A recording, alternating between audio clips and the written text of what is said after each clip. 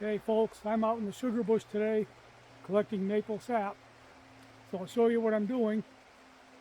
Last week I collected about 35 gallons with my 5-year-old grandson. It was his first time out. So at the end of this video, I'll show you what my grandson and I did last week. I'll show you some of those clips. So hang around and thanks for watching.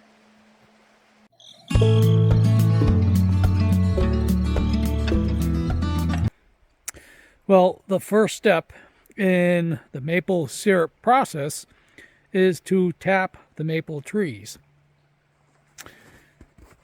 So in order to do that, we drill a hole into the tree, usually about 5/16 of an inch or thereabouts, and then insert this spile or spout, and then the syrup drips through that into the bucket. I do have a video. I'll put a link to that video in the description for this video. That video shows the tapping process. So anyway, as I said, the sap drips out of the spile here into the bucket. So we got some sap in here. It's a little bit frozen. So the process is now to empty this bucket into that bucket and then bring that into the barn for boiling. Okay, the town plow has gone by, so now I can start recording again. So we're on to the second bucket, and we've got a little bit in there.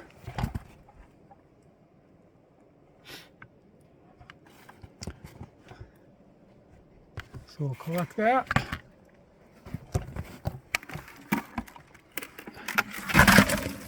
More ice. Now the flow of the sap is really dependent on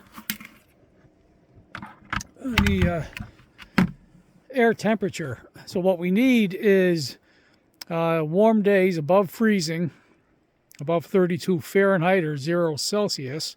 We need warm days and cold nights. The nighttime temperatures have to be below freezing. So the flow of the sap is really dependent on the air temperatures. So when we have numerous days above freezing, we'll obviously get more flow. See, this one's not flowing too well right now. It's probably right around 32 degrees. I haven't checked it. So that's not flowing, but the other one was. The other bucket was. So we're probably right around 32 degrees.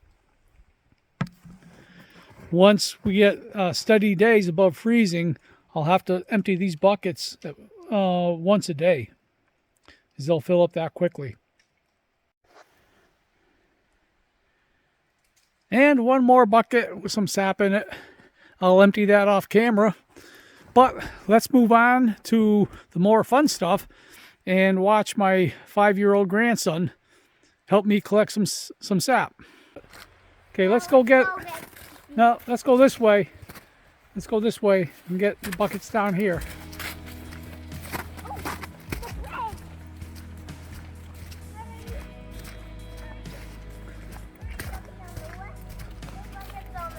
Yeah, let's go to the left where we were. Left? Yep. Well, we already had an accident here, didn't we? Yeah. This bucket, the spout and everything fell right off the tree and dumped about 4 gallons of sap right on the ground. Yeah. Fell right out of the tree. 100 pounds of... So we'll have to fix that later. Well, I need the help. Okay, this one's next. Is that good? Mm-hmm. Okay.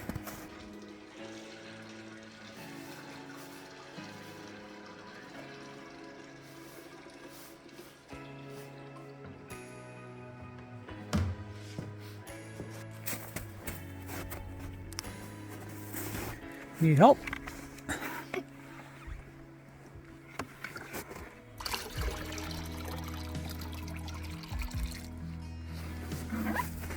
Oh, I'm Okay. gonna taste some. let's hang that up. I'm gonna taste some. Oh, go ahead. What? Yep. Dip your finger in. It's my favorite. Yeah. That comes out of the tree. Yeah. It tastes like syrup already.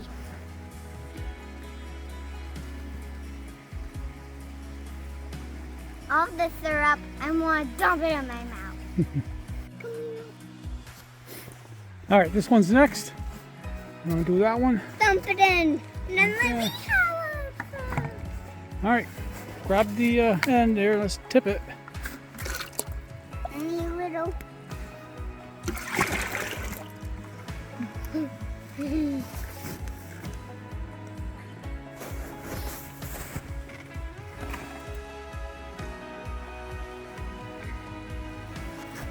All right. Does that one have syrup or sap in it?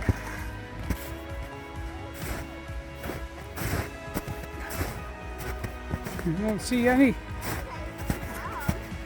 Yeah, it looks empty. Try. Yeah, that one's empty.